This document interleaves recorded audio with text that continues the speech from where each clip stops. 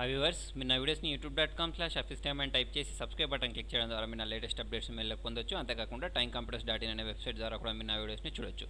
Viewers, మనం ఇంతకుముందు blogger గురించి ఒక లెసన్ నేర్చుకున్నాం. దానిలో ఎలా బ్లాగ్ పోస్ట్ చేయాలి అదంతా చెప్పాను. ఇవాళ లెసన్లో చూడండి, ఒక కొత్త టాపిక్ నేర్చుకుందాం. ఏంటి అంటే బ్లాగర్లో టెంప్లెట్ ఎలా అప్లోడ్ చేయాలి అనేది. అంటే టెంప్లెట్ అంటే మనకు చాలా ఉంటాయి చూడండి. ఇప్పుడు ఫర్ ఎగ్జాంపుల్ ఇక్కడ నేను ఒక మొబైల్ యాప్స్ అనే ఒకటి క్రియేట్ చేశాను కదా, దీన్ని తీద్దాం, దీన్ని ఓపెన్ చేద్దాం. ఓపెన్ చేసుకున్న తర్వాత చూద్దాం దాని గురించి. చూడండి, ఇక్కడ దీనిలోకి వెళ్ళేసి నేను ఇక్కడ టెంప్లెట్ని క్లిక్ చేసినట్టయితే మీరు ఇక్కడ ఫస్ట్ ఆఫ్ ఆల్ ఈ బ్లాగ్ని ఓపెన్ చేసి చూపిస్తాను చూడండి మీకు. ఇక్కడ నేను వ్యూ బ్లాగ్ క్లిక్ చేసినట్టయితే ఒక బ్లాగ్ అనేది ఓపెన్ అయిపోయింది. ఓకే, దాని పేరు ఏదో ఒకటి మొబైల్ ఏదో పెట్టాను నేను ఇక్కడ, mobi-apps.pk అని ఏదో ఒకటి పెట్టేశాను. ఓకే, సరే, ఇది ఏంటంటే మీకు ఇక్కడ నేను దీని థీమ్ చూపించడానికి, థీమ్ అన్నా లేకపోతే టెంప్లెట్ అన్నా సేమ్ మీనింగ్ వస్తుంది. చూడండి, దీని థీమ్. ఓకే, అంటే ఇలా పైన ఇవి రావడం. ఓకే, దీని కలర్, దీని బ్యాక్గ్రౌండ్, ఇదంతా దీని థీమ్. ఓకే, దీన్ని మనం చేంజ్ చేయాలనుకున్నాం అనుకోండి, దానికోసం మీరు ఏం లేదు, సింపుల్గా ఇక్కడ టెంప్లెట్లో ఇక్కడ మనకు ఒక ఆప్షన్ ఉంటుంది, బ్యాకప్ అండ్ రీస్టోర్ అని. దీనిలోకి వెళ్ళి అప్లోడ్ చేయాల్సి ఉంటుంది. మరి దాన్ని ఎక్కడ నుంచి డౌన్లోడ్ చేయాలి అంటే చూడండి, మీరు ఇక్కడ గూగుల్ ఓపెన్ చేసుకుంటారు కదా. గూగుల్ ఓపెన్ చేసుకున్న తర్వాత ఇక్కడ మీరు సింపుల్గా బ్లాగర్ టెంప్లెట్స్ అని టైప్ చేయండి. ఓకే, ఏం టైప్ చేస్తారు? Blogger templates. Okay, blogger templates 2015 అని తీసుకున్నాను, నో ప్రాబ్లం. 2015లో ఉండే కొత్త బ్లాగర్ టెంప్లెట్స్ అన్నీ వస్తాయి అన్నట్టు.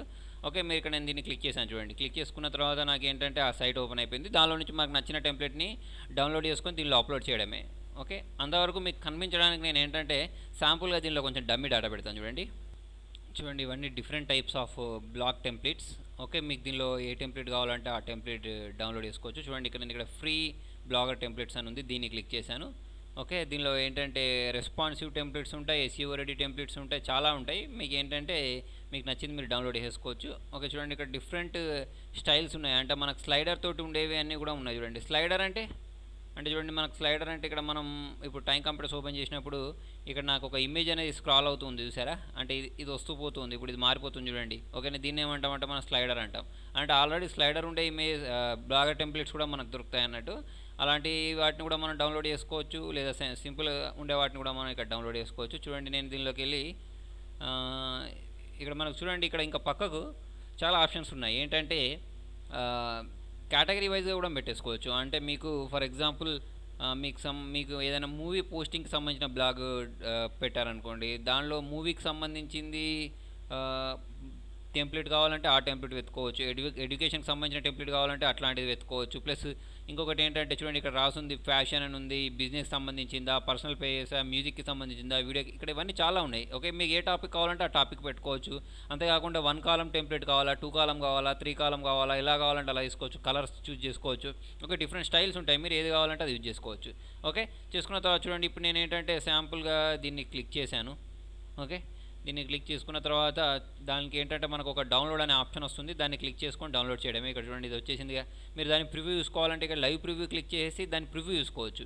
ఓకే, ఇప్పుడు నేను ఇక్కడ దీన్ని ఏం చేస్తున్నానంటే డౌన్లోడ్ క్లిక్ చేస్తున్నాను. ఓకే, డౌన్లోడ్ క్లిక్ చేసుకున్న తర్వాత దీన్ని డెస్క్టాప్ పైన నేను డౌన్లోడ్ చేసుకుంటాను. ఓకే, డౌన్లోడ్ అయిపోయింది. అయిపోయిన తర్వాత మీరు ఏం చేయొచ్చు అంటే దీన్ని ఎక్స్ట్రాక్ట్ చేయాల్సి ఉంటుంది. ఎక్స్ట్రాక్ట్ చేయాలి అంటే దీని మీద రైట్ క్లిక్ ఇచ్చేసి ఎక్స్ట్రాక్ట్ అంటే మీకు ఇది ఎక్స్ట్రాక్ట్ హియర్ అంటే ఇక్కడ ఎక్స్ట్రాక్ట్ అయిపోతుంది. ఓకే, ఎక్స్ట్రాక్ట్ హియర్ అన్న తర్వాత చూడండి, దీని లోపల ఓపెన్ చేసినట్టయితే మనకు ఈ ఫోల్డర్ని ఓపెన్ చేసినట్టయితే ఇవన్నీ డమ్మీ ఫైల్స్ ఉంటాయి. అంటే ఇవన్నీ మనకి ఏం అవసరం లేదు. దీనిలో మనకు కావాల్సింది ఏంటంటే ఈ ఫైల్. ఓకేనా, XML ఫైల్, ఇది ఇంపార్టెంట్ ఫైల్ అంటే దీన్నే మనం అప్లోడ్ చేయాల్సి ఉంటుంది. ఓకే, మరి ఎలా అప్లోడ్ చేయాలి అని అంటే చూడండి, మనం ఇంతకుముందు మన బ్లాగర్లోకి వెళ్ళిన తర్వాత ఇక్కడ టెంప్లెట్ ఉంది చూసారా, టెంప్లెట్లోకి వెళ్ళండి. ఓకేనా, మీరు బ్లాగర్లోకి లాగిన్ అయిన తర్వాత వస్తుంది ఇది. టెంప్లెట్లోకి వచ్చిన తర్వాత ఇక్కడ బ్యాకప్ అండ్ రీస్టోర్ ఉందిగా, దీన్ని క్లిక్ చేయండి. దీన్ని క్లిక్ చేసుకున్న తర్వాత ఇక్కడ మీరు బ్రౌజ్ చేయండి. బ్రౌజ్ చేసుకున్న తర్వాత ఇక్కడ మీకు ఒక టెంప్లెట్ అనేది మనం ఇంతకుముందు డౌన్లోడ్ చేసుకున్న ఫోల్డర్ ఇది కదా, దీనిలోకి వెళ్ళేసి దీన్ని ఓపెన్ చేయండి. ఓపెన్ చేస్తే మీకు ఈ XML ఫైల్, దీన్ని మాత్రం అప్లోడ్ చేయాలి, ఇవన్నీ కాదు, ఇది ఒకటి. ఓకే, దీన్ని క్లిక్ చేసుకున్న తర్వాత మీరు ఓపెన్ అని ఇక్కడ అప్లోడ్ చేయండి. అప్లోడ్ చేస్తే మీకు అది అప్లోడ్ అయిపోతుంది అన్నట్టు. ఓకేనా, ఇలా అప్లోడ్ చేసుకోవచ్చు. ఇంకొక పద్ధతి ద్వారా కూడా మనం బ్లాగర్ని అప్లోడ్ చేయవచ్చు, చూపిస్తాగండి. ఇప్పుడు మీకు ఇది అయిపోయిన తర్వాత ఓకే, ఇది మనకు అప్లోడ్ అయిపోయింది. అప్లోడ్ అయిన తర్వాత మనం ఇది ఎలా ఉందో చూడాలి అంటే చూడండి, ఒకసారి మనం ఇది రీఫ్రెష్ చేసి చూద్దాం. ఓకే, దీన్ని వచ్చేసి ఇక్కడ నేను రీఫ్రెష్ చేస్తున్నాను.